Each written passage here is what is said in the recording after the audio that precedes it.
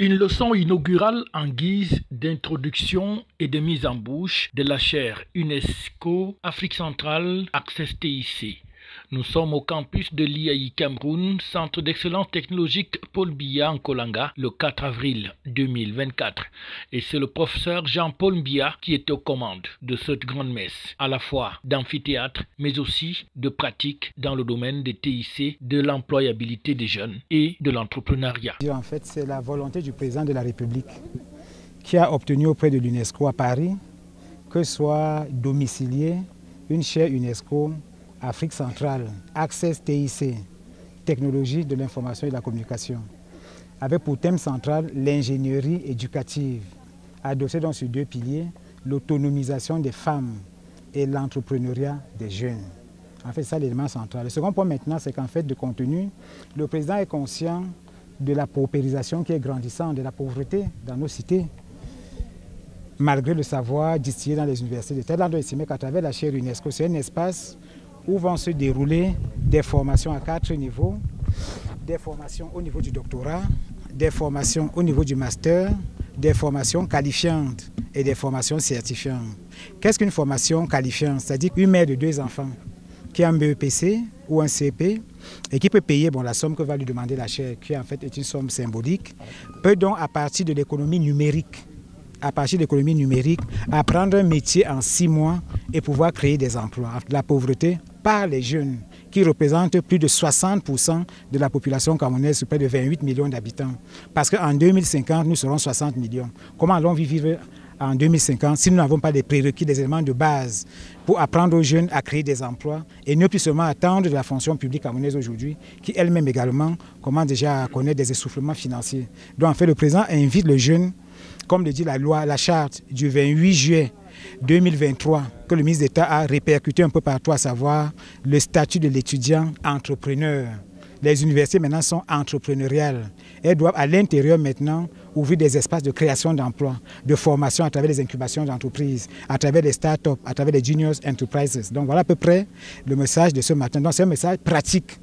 C'est-à-dire qu'on se mette maintenant sur la voie du développement, qui en fait est le 3e pilier de l'enseignement supérieur, à savoir l'enseignement, la recherche et l'appui au développement. Armand-Claude Abanda, représentant résident de l'IAI Cameroun, et par ailleurs titulaire de la chaire UNESCO Afrique centrale, exprime toute sa gratitude à la première dame du Cameroun, Madame Chantal Biya, dont le rayonnement international est à l'origine même de cette chaire UNESCO dont il est le titulaire.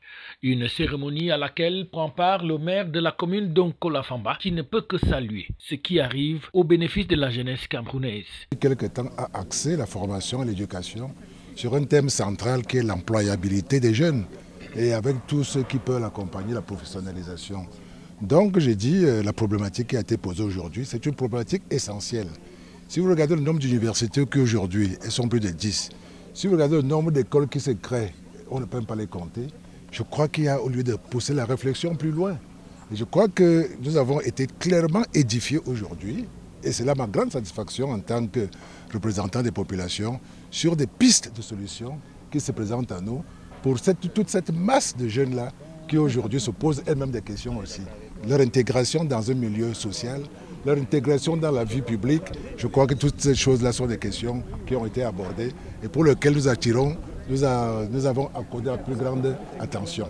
D'autres éminentes personnalités prennent part à la cérémonie. Le professeur Marc Modiom indique la participation qu'il peut apporter en tant qu'enseignant et dirigeant d'établissement pour que cette chaire prenne véritablement corps. Des TIC, on parle des jeunes, on parle des femmes. En fait, on parle de l'avenir du Cameroun, de l'Afrique et du monde. Parce que l'avenir du monde, ça se joue en Afrique. C'est en gros ce que j'ai retenu de la communication du professeur Jean-Paul Biya. Et donc chacun de nous est interpellé en tant qu'aîné, en tant que cadet, en tant qu'étudiant, en tant que jeune, en tant que citoyen. Il s'agit simplement que chacun joue son rôle et il nous a dit qu'il se passe quelque chose ici en Kolanga à partir d'aujourd'hui. Nous avons cette leçon inaugurale et des activités qui ne s'arrêteront plus. Le directeur de l'ESSEC, également membre du comité scientifique de cette chaire UNESCO, salue de 2 mains cette venue au Cameroun, une véritable manne pour la jeunesse et les femmes.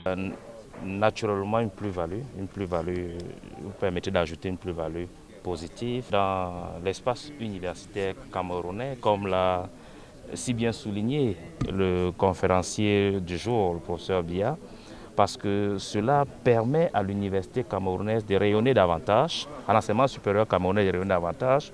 Et je crois que c'est une évidence qu'il convient de rappeler parce que, étant une chaire sous-régionale, c'est bien 10 pays, dont 10 espaces universitaires qui sont concernés. Et c'est un carrefour de convergence des recherches et des pratiques pédagogiques impliquant les technologies de l'information et de la communication, dont nous savons tous les principaux vecteurs du développement économique dans tous les pays du monde entier. C'est donc la chaire UNESCO qui prend ainsi corps et d'autres événements sont annoncés dans les prochains jours, à en croire le représentant résident de l'IAI Cameroun et titulaire de cette chaire UNESCO qui compte 10 pays au niveau de la communauté économique des États de l'Afrique centrale, CEAC. Ce démarrage qui va ainsi se poursuivre de manière crescendo avec déjà au cours de la cérémonie la présentation de la maquette de ce que sera la chaire UNESCO Access TIC Afrique centrale au Cameroun. FH News, votre télévision.